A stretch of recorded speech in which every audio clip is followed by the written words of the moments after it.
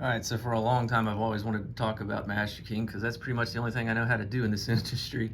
So I figured I'd start making a series of videos about master keying topics. And today I'm going to talk to you about selective key systems, which is probably the most nuanced topic possible. I mean, it's like incredibly rare that this ever occurs or that anybody even knows how to do it anymore. But some of us that do it full time, we use these actually quite often. When I say a selective key system, the definition for that is a key system in which every key has the capability of being a master key. It's normally used for applications requiring a limited number of keys, but extensive cross-keying. These are very popular in Europe, where buildings are a little bit smaller than they are in the US, so they can pull it off with a little bit more ease, but they do have their place in the United States. We use these quite a bit on municipal buildings, city, government, county, stuff like that, where you've got a large number of doors, maybe 50 to 100, but you've got multiple departments utilizing some of the same doors, but not all.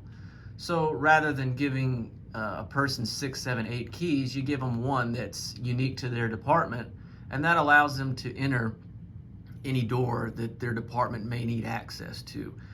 Jerome Andrews equated selective key systems to basically being you're able to turn keys on and off at the door, at the lock. I know that may sound odd given most everyone's understanding of master key systems, rotating constants, change keys under master keys, under grandmaster keys, etc. But as we explain this, or as I explain this, it's going to make a little bit more sense as we get there. So to start out with, this is what looks like a standard key bitting array. At the top, I've got my top master key and its bittings, along with every possible progressive underneath it. In this case, we're just going to use a two-step progression system. So we can't have any of our progressives mirroring the top master key of a 9, so we've got to go 1, 3, 5, 7. Can't have anything mirroring 6 in the second chamber, so we go 0, 2, 4, 8, and so on and so forth down the line. This gives us 7 columns, 4 rows, so 28 possible progressives. In a traditional master key system, rotating constants, that's a tremendous amount of progressives available. But with a selective key system, each one of these progressives, each one of these boxes represents a possible key. So we're not talking 14, 15,000, whatever it is for a A2 7-pin system. We're talking 28. We've only got 28 keys in this system. So pros and cons right here. Pro, extensive cross keying. You can pull off some very, very clever keying situations. The cons, I've only got 28 selectives, 28 progressives rather. I've only got 28 keys over the life of the system before I got to start over from scratch. It sucks, but it is what it is. But I'll show you how you can utilize that and why it would make sense in a bit.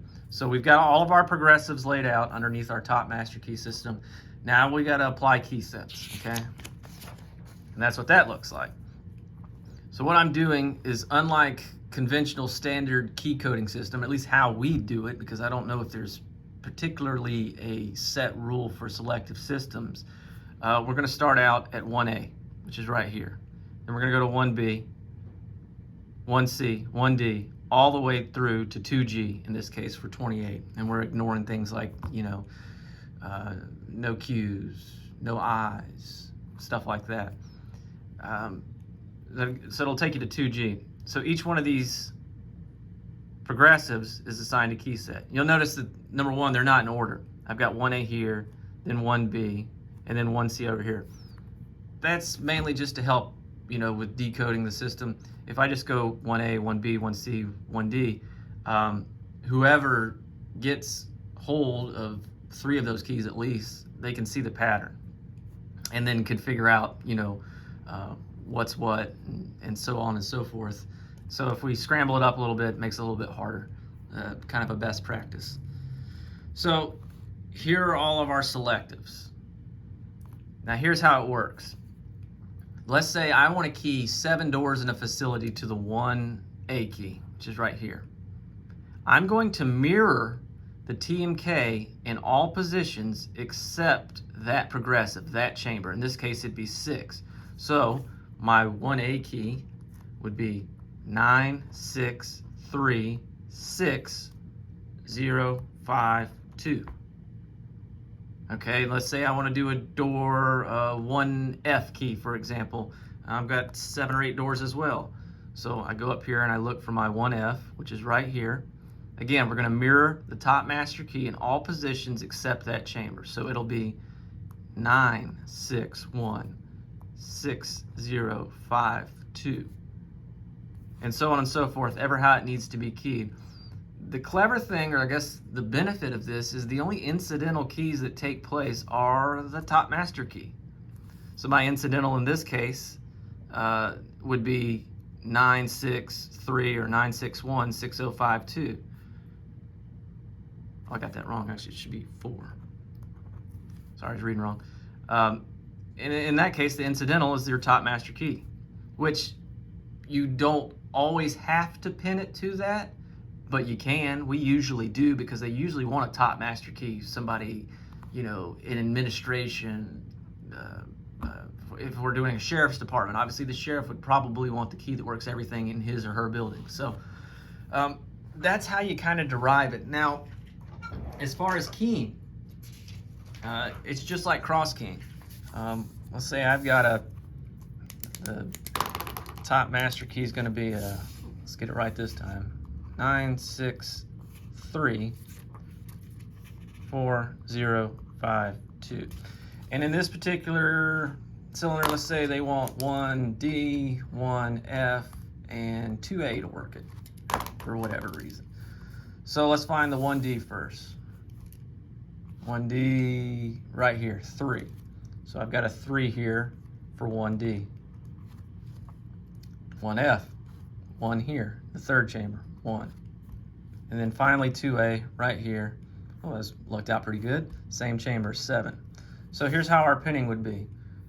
First, 3 and a 9. Lowest number determines the bottom pin. The difference, 6, is the master. Second chamber, nothing's going on. Third chamber, a lot's going on. Lowest number determines the bottom pin. 1, difference, 1 and 3, 2, 3 and 7 would be 4. And then we would just go on down the line since nothing else is being utilized. So there's our pinning for it, not counting top pins, anything like that. So that's how you can plug and play with these. You can, technically, you can put all of them. I mean, if you had a common entry, you could put all 28 keys in there. I mean, you'd have a bottom pin, and then you'd have 4 masters per chamber, which brings us to another point, another con.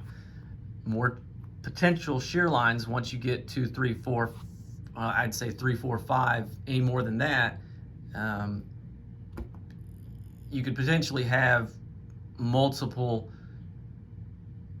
master pins per chamber, which means multiple shear lines, which is going to assist with picking. So is what it is.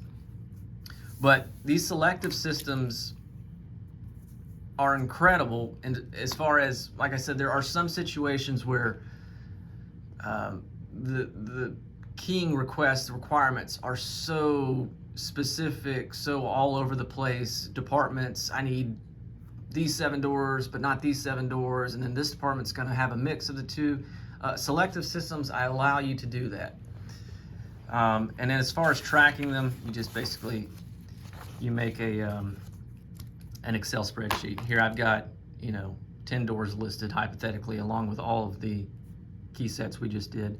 I marked it off right here, assuming that, these are spares, future use, something like that.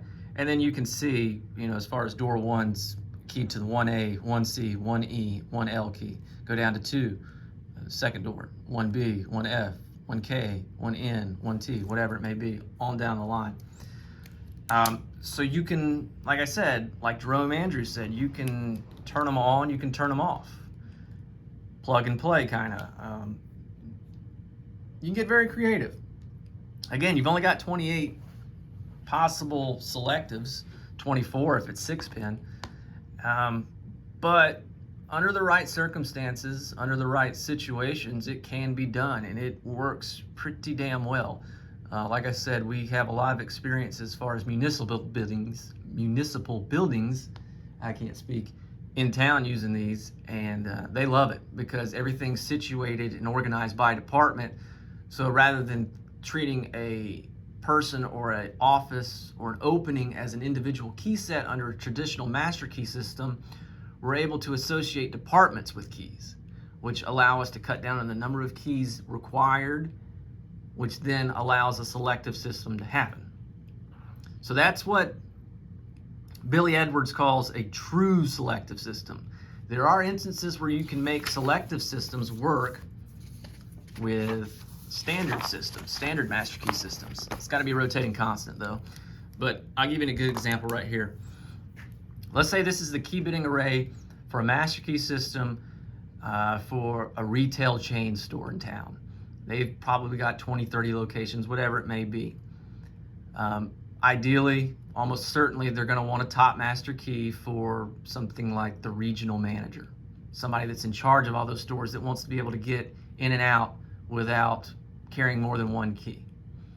Each store would then be its own master key under that top master key. So I guess what I'm describing at this point is a 3-level system. Regional managers got the grand master key. Store managers have master keys for their individual stores. And then I'm sure employees of that store would have individual, the change keys underneath that. But let's say that they have staff that operate in between the stores. For example, let's say they've got a janitor or janitorial staff that cleans the stores, maybe some on one day, some on the other, and blah, blah, blah until it's all done. Let's say they've got an engineer on staff, or maybe they outsource it so that engineer can go in and repair things, maybe troubleshoot IT, electrical, HVAC, mechanical rooms, whatever it may be. And let's say, I don't know, what's another good one that could possibly happen? Let's say accounting. Let's say somebody from a corporate environment needs to come in every once in a while, and they only need to get into, maybe HR, the accounting room, stuff like that.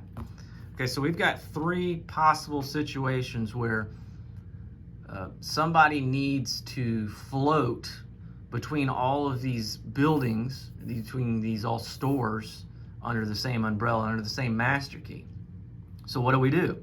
Well, we can block off one chamber, which we'll do this one, and this will be our selective chamber. So in other words, a janitor, their key is assumed to be the same as the top master key, in this case the GMK, but its selective would be 1. So rather than a 9, it would be 1 6 3 4 0 5 2. Engineer 3 6 3 4 0 5 2, and then accounting, so on and so forth. Now that I think about it, this would be the worst chamber to do it because all these keys could be altered to make a master key, but it is what it is. Just, we're explaining proof of concept here. So what this means is that I can go into each of those stores and pin accordingly for these possible keys or these possible scenarios. Let's see, what's a good one that they would all probably have access to? Well, I don't know that all 3 would have the same access, but let's say that the janitor and engineer need to get into a supply closet because that's where the janitorial supplies are, and then maybe there's a circuit panel or access to something, access panel, whatever it may be. Let's just say that they both need to get in there. So to key this, we're going to key it to an individual key underneath that particular building's master key system. Fine, that really doesn't matter to us. What matters is this selective portion. So I've got to integrate it, or at least pin it, so that the janitor, the engineer, and the top master key works. Well, I mean, that's just kind of what we did here earlier, but in this case, it's restricted to 1 chamber as opposed to all 7. So I've got a 9, I've got a 1, and I've got a 3. Same rules as always. Lowest number determines bottom pin. Difference between the necks. 1 and 3 is 2. 3 and 9 is 6. So there's my selective for that particular chamber. Now the janitor's got a key that's almost the same as the top master key, but in one position, and he can float between locations. I got a janitor now carrying one key as opposed to multiple keys, or an engineer, or somebody in accounting. So that's kind of, you know, how you can pull it off with a traditional master key system where you don't have a true selective or a full selective system. You've got just a standard master key system that utilizes selective keying in one chamber. So again, not something you see every day, not something that should be used every day. It's very tempting to use because it does allow extensive cross keying like the definition suggests. But if you get in the habit of letting customers dictate or call the shots, you're going to end up, number one, more than likely with a lot more selective systems than you really need. And then number two, those things are going to be exhausted pretty quickly because you're probably going to be using 24, 25 out of the gate. You've only got 4, 5 left. You can go through it real quick. All that to say that there are situations where selective systems either partially or fully work. But, you know, your mileage may vary, but that's just basically a rundown of how selective key systems work. Is taught, it is in some books, but it's only like 4 or 5 pages per. Whether in Jerome Andrews or Billy Edwards devotes 14 pages to it. I think Jerome does 4. It's not something that a lot of people know. It's not something that a lot of people practice or use anymore. But like I said, very popular in Europe, or at least more popular in Europe than it is in America. But in America, it does have its applications. The problem is, a lot of people don't know it exists. But after watching this, now you know. Oh, and obviously, if you're on this channel, check out the Three Tumblers podcast. Thank you.